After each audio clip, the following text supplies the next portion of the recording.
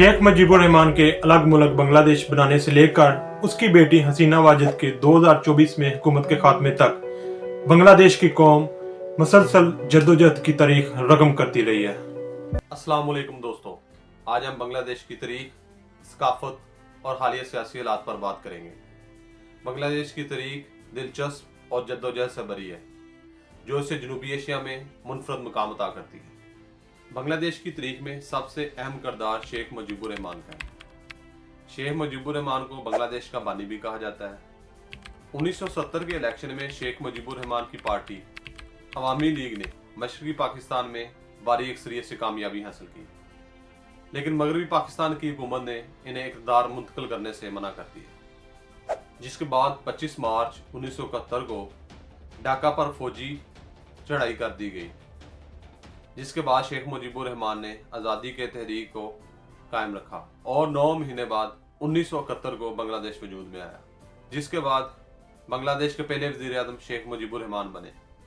लेकिन इनको मुल्क को अज़सर नौ से तमीर करना था, लेकिन मुश्किल हालात और अंदरूनी इंतशार की वजह से वो ज़्यादा कामयाबी हासिल ना कर सके और 1975 में एक फ़ौजी बगावत में इनको कत्ल कर दिया गया और मुल्क बहुत ही मुश्किल हालात में फंस गया। बांग्लादेशी सकाफत बंगाली ज़बान, बंगाली अदब, रक्स और मौसीकी पर मुश्तमिल है। बंगाली लोग अपनी ज़बान और अपने कल्चर से बहुत ज़्यादा मोहब्बत करते हैं।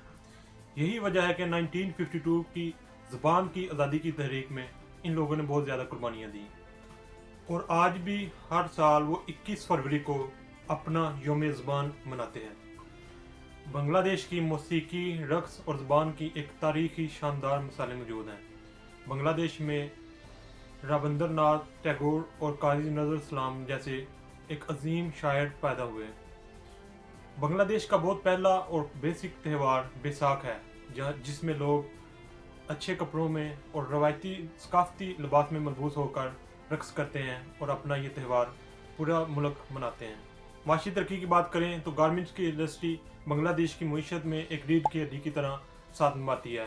बांग्लादेश की गारमेंट्स दुनिया भर में एक्सपोर्ट होती हैं और जिसकी वजह से इनका रेवेन्यू इनके मुल्क में आता है।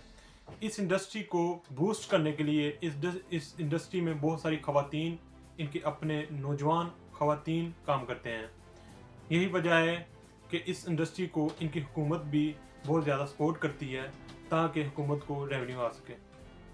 बांग्लादेश को कुदरती आफात जैसा कि सैलाब, ज़लज़ला और माहौलियाती तब्दीलियों का सामना करना पड़ता है। इन सारी सूरतों से निपटने के लिए हुकूमत को मौसर इक़दाम करने की नहायत अशद ज़रूरत है। अब बात करते हैं शेख हसीना वाजिद की, जो कि शेख मुजीबुर रहमान की बेटी है। शेख मुजीबुर रहमान के कत्ल के बाद 1996 में इन्होंने अवामी लीग की क़यादत संभाली और पहली दफ़ा वज़ीर आज़म बनी। इनके दौर में मुआशी असलाहात और तरक्की के काफ़ी ज़्यादा मंसूबे शुरू किए गए, जिसमें पद्मा पुल प्रोजेक्ट सबसे बड़ा मंसूबा है, जिसने बांग्लादेश के इंफ्रास्ट्रक्चर में एक बेसिक किरदार अदा किया। 2009 में दोबारा हुकूमत में आने के बाद इन्होंने मुल्क में इंफ्रास्ट्रक्चर और बिजली के काफ़ी ज़्यादा प्रोजेक्ट लॉन्च किए, जिसमें इन्होंने मुल्क को खुद कफील बनाने की कोशिश की। इसके साथ साथ इन्होंने दहशतगर्दी के खिलाफ काफ़ी सख्त इक़दाम किए और 1971 की आज़ादी में जो रज़ाकार शामिल थे उनको भी सज़ाएं दिलाई। इनकी इस पॉलिसियों की वजह से अवाम में काफ़ी इनकी पजीर आई हुई, लेकिन अपोजिशन की तरफ से इन पर काफ़ी ज़्यादा तनकीद की गई। इनके दौरे हुकूमत में सेहत और तलीम में काफ़ी ज़्यादा कामयाबी इनको मिली और गुर्बत में कमी लाने के लिए बहुत ज़्यादा प्रोजेक्ट लॉन्च किए गए। हसीना वाजिद का दौर हुकूमत अगरचा कामयाब रहा, लेकिन अपोजिशन इन पर तनकीद करती रही कि इन्होंने इंतखाबात में धांधली की। 2018 में हसीना वाजिद ने अगरचा हुकूमत बना ली, लेकिन अपोजिशन मुसलसल इन पर एहतजाज और तनकीद करती रही, जिसकी वजह से हुकूमत पर मुश्किल वक्त मज़ीद से मज़ीद बढ़ता रहा। आज़ादी इज़हार पर पाबंदियों और हुकूमती सख्तियों के इल्ज़ामात के बदले में एहतजाज बढ़ता गया और आखिरकार 2024 में बैनुल-अक़वामी पाबंदियों की वजह से हसीना वाजिद की हुकूमत का खात्मा हुआ। एक तवील अवामी लीग की हुकूमत के बाद ये बांग्लादेश का एक नए दौर का आगाज़ हुआ। हसीना वाजिद के ज़वाल के बाद मुल्क अब नए सियासी दौर में दाखिल हो रहा है।